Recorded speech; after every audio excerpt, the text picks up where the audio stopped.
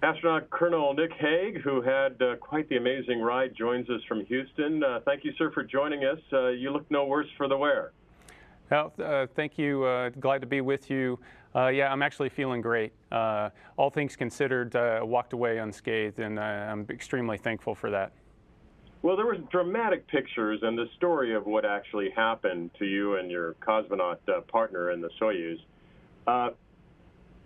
We got a sense from NASA. They said you saw the light, but did you feel something that was wrong at separation from the first stage to the second stage? What was your first indication? Yeah. So the automated response from the rescue system that takes us away from the rocket is so fast that our first indication was the violent side-to-side motion and then being thrusted away from the rocket. That was our indication that something was not quite right. And in the middle of all of that, we have the alarm and the light that's flashing inside the capsule saying that we've had an emergency with the rocket or a booster failure.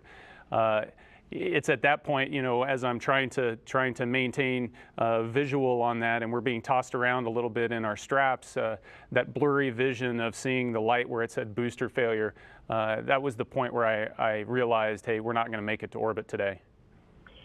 Talk about being slapped around a little bit inside that Soyuz. Those were pretty striking pictures for those of us on the ground. What did it feel like? It was one bumpy roller coaster ride. A lot of side-to-side motion being tossed around, but it was over almost before it started. And at that point, we switched into a different set of procedures, knowing that our mission, prime mission at that point, was to get back down on the ground safe. And so we started doing the things we needed to do to make that happen. I don't think a lot of people understand what they were seeing. When we see those pictures inside the capsule, what were we actually seeing happening to you and your colleague? Yeah, so I've seen that, and so I think what you're seeing is the first frame or two before the feed cuts from the capsule of us being shaken side to side. It continued for a little while after that before it settled out, and then it was kind of a slow coasting ride to the top of our ballistic trajectory. The other thing that you don't necessarily see in there are the G's that you feel as you're being accelerated away from the booster. It's a fairly high G load, but it's a fairly brief period of time.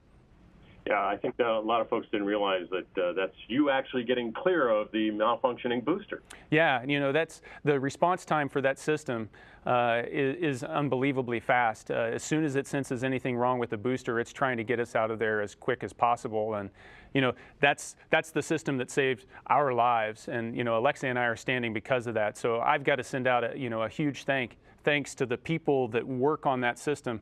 It's on every rocket, and for manned launches on the Soyuz, they haven't had to use that system for 35 years. But it's always been there, and it's always been ready, and we proved that last week. So I've got a huge amount of gratitude for all the people that work at the Samara Rocket Company and all the hard work that they put into making sure that it's always ready for us. Let's talk about this. We see your violent abort escape from the booster. You're only halfway to space, so you continue to move to a certain point, and then gravity comes in, and you call it a ballistic reentry. What happened when you reach that apex and you start falling back to Earth? Yeah, so it's ballistic because we're not trying to fly anything, so it's like tossing a ball high into the air.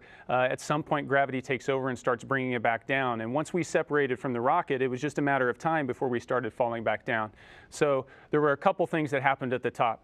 I got to experience a few seconds of weightlessness, and I was able to watch a few things float around in the capsule. Our zero-G indicators that we had hanging with us were floating around. I was also able to look out the window, primarily to make sure, hey, are we in a good attitude? Are we stable? Are we ready to come back down? But also look out the window and realize, looking down at the curvature of the Earth and out into the blackness of space and realizing I got close, but it wasn't going to be this time. What happened? You landed, everybody thought, oh my gosh, a ballistic everyone thinks a ballistic return, but the parachute's deployed and it's landing like any other Soyuz capsule.